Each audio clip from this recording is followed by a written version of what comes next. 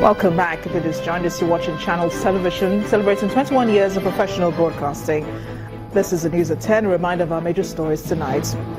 Edo State Governor Adams Oshomole kicks against sale of federal government assets, asks government to seek alternative ways to address current economic challenges.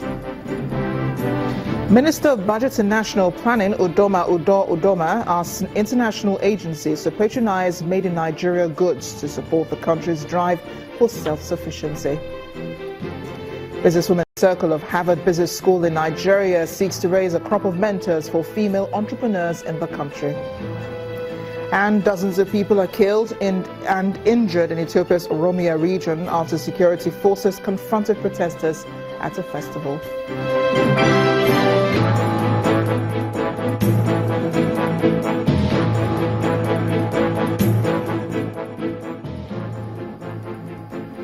Do remember, all our top stories can be found on our websites, channelstv.com and on youtube.com/channelsweb. Log on to m.channelstv.com to view us live on a mobile device. You can also download the Channels TV app for Android, iOS and Windows phones from their respective stores. Besides the news and updates, the Channels TV app has an eyewitness feature. We encourage you to use it to share those pictures, videos or news of happenings around you.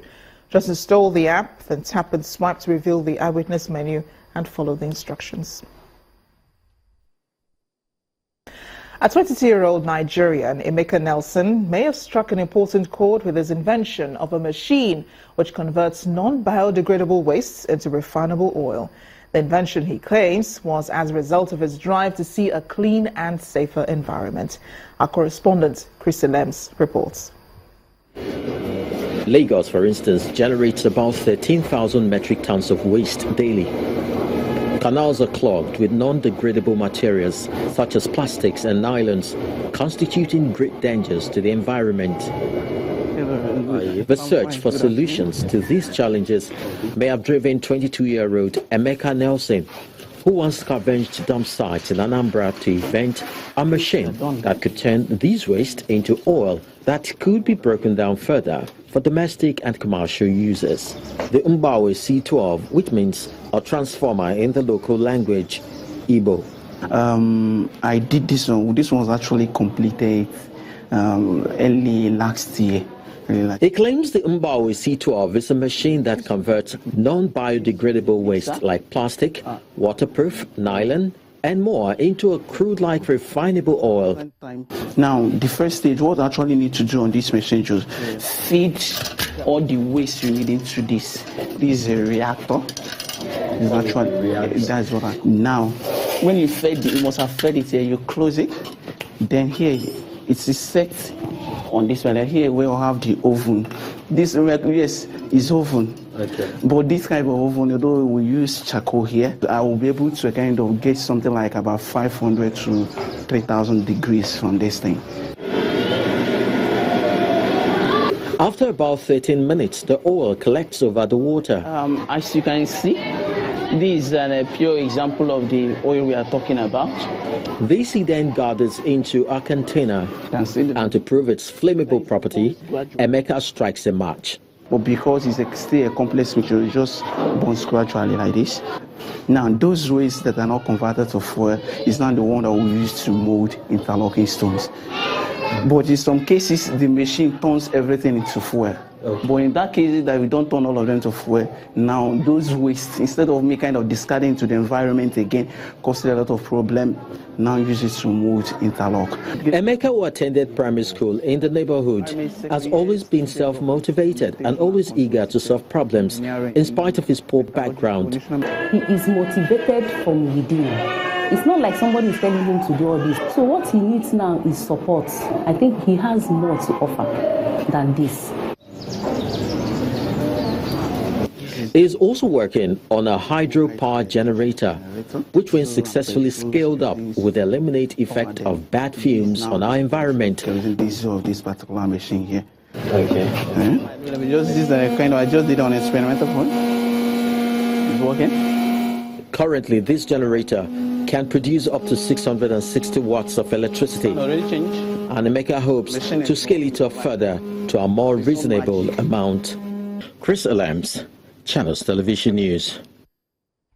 Joining us now on the News at 10 to discuss non-biodegradable fuel as well as other inventions is the CEO of Green Energy and Biofuels, Mr. Femi Oye. You're welcome to the News at 10.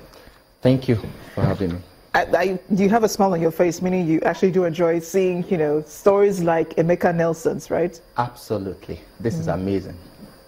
What do you make of his invention, though, turning, waste into biodegradable fuel? Can we really turn all of that waste into fuel? I think what we need to begin to look at is to understand that government really have a very limited role to play in evolving this new green economy. So for us to leapfrog and to move into the future that we want to see, we need to see more of people like Emeka doing this. So renewable fuels, alternative energy, I think is the direction and is the way to go today. So for this to properly work, we need to begin to align our policy with some of those components that can eventually bring about the change and in building the economy and in empowering young entrepreneurs like Emeka and other companies doing some amazing work like this in Nigeria. Is this something also you're also doing? Because Emeka is just one of several people. We've also seen other inventions to, looking towards the future scientifically. Is that also something you're considering? Yeah, this is called the native innovation. We have a whole bunch of organizations in Nigeria doing something similar, but then they are off the radar because for a very long time, we've not really developed the culture of identifying, nurturing, supporting. I'm not talking in terms of government alone now, because we've not really been building a proper economy. In countries like is that really the problem, building a proper economy? I think everything seems to be tied down to money. I think it's fundamental. Money is not a problem, really. When we're talking about innovation, you don't need money to innovate. So we're talking about free radicals like Emeka. So we have organizations like hers that convert the infested water seaweeds, water hyacinths like sawdust, and we also have organizations turning papers into different kind of other alternative use like Emeka. These people are free radicals. They don't need money to work. However, we need three basic things. We need this innovation, being the entrepreneurs that will lead this. And we also need policies. We also need the capacity, research and development. From what you've seen there, you found out that from the jungle, it's been able to recreate something that can change the world, turning water into electricity. It's amazing. And government just need to understand the impact of research and development. Let them put in money there, not just the entrepreneur first. And the last thing is incentives. So if we create incentives around organization, young people creating this, then in a space of 1 year, you'll be amazed how we can create over 1 million to 2 million people like Emeka, bringing about different innovation that eventually will create jobs, will change the way we see the economy today. How do you think Emeka can Emeka sustain this? I mean, people like Emeka out there, can they sustain it? Those who are not attached or affiliated to any organization, some of the organizations that you're talking about, how can they sustain this without, some form of recognition or some form of help? He's doing this based on the passion that he has, and there are many people like that, free radicals, as you've described them. So how long can they, sustain this even without some form of support? Yeah, the form that we need is to identify and get to that critical mass point whereby we can begin to scale it up. Unfortunately, frustration might come in. Others might hijack this idea, this innovative idea that he has, because there is no system in place that would protect him, that would support him. And when it gets in that there is no proper support in terms of R&D as well, because this is the first stage, so you need to take it to the next level before we begin to talk about scaling it. That's the critical mass now, before the funding now coming. So government, of course, need to pump in money, not just directly into Emeka's project, but then to pump in money into R&D, and of course to create incentives like grants that can help Emeka to scale up this innovative technology. Mr. Femi, it's been a pleasure speaking with you on the News at 10. Thank you for having me. Some politics now. There appears to be more trouble in the People's Democratic Party in Delta State as the Ali Modu Sharif faction prepares to take over the party's secretariat in Asaba. The faction believes it has the support of party members in the state. What you see here is also the situation in most other states of the Federation. One political party with two leadership structures. Not even the last meeting of the two factional leaders, Ali Modu Sharif and Ahmed Makarfi, has changed the situation.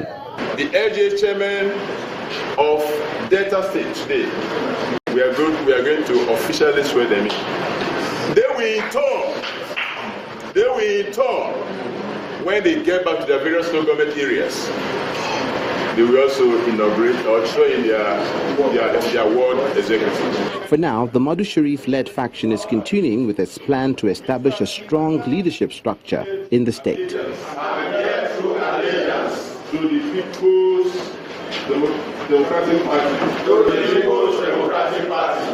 The PDP is the ruling party in Delta State, and if nothing is done to clear this present leadership crisis, the party may face difficulty retaining its grip in the state.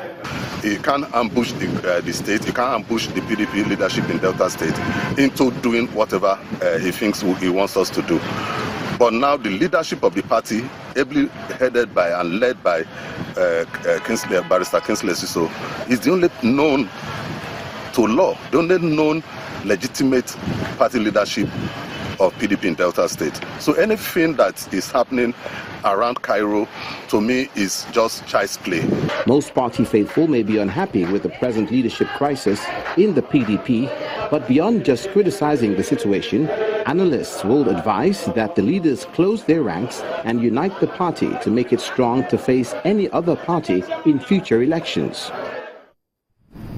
As Nigeria clocks 56, worshippers at the Redeemed Christian Church of God, Redemption Parish, Province 53 in Lagos, have held their annual Independence Praise Jam. The event, aimed at celebrating the nation's strength and diversity, featured praise, worship and cultural dances by various groups representing ethnic nationalities in the country. It is a harvest of colors and costumes as worshippers at the Redeemed Christian Church of God Redemption House, Province 53, Lagos, celebrate Nigeria at 56.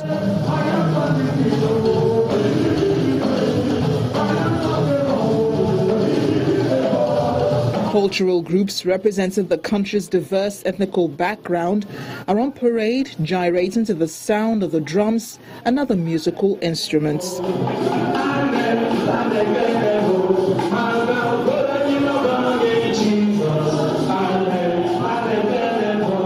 While Edo Delta troops seeks an end to violence in the Niger Delta region, others highlight several issues including security and unity.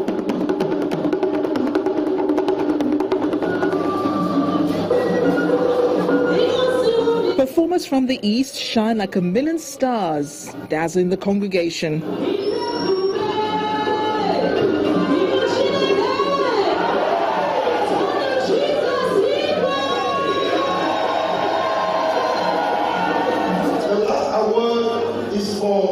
In order to encourage participation, awards are given.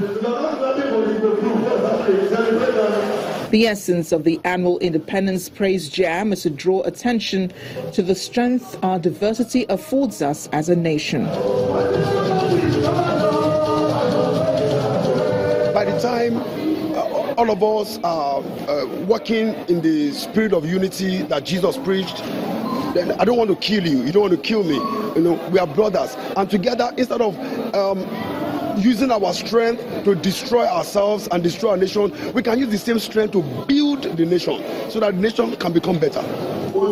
The message appears clear to the participants, and they're glad they came. Yeah, I feel so great. I'm so happy. I'm so excited to be here again this year. It's fun. We are enjoying ourselves right now. We all should understand ourselves and come together in oneness, in one unity, and then praise God together. Beyond the glitz and glam of the event is the call for Nigerians to stay together and keep hope alive. It's good for us to obey God absolutely at this point in time. appreciate God for what He has done for us in the past, and also look forward to what He will do for us tomorrow. As the nation swims against the current economic high tide, an act of gratitude could provide us the much-needed inspiration to scale through. Still ahead on the news at 10, our community reports tonight looks at the effects of indiscriminate dump of refuse by residents of the Delta State capital, Asaba. To join us again.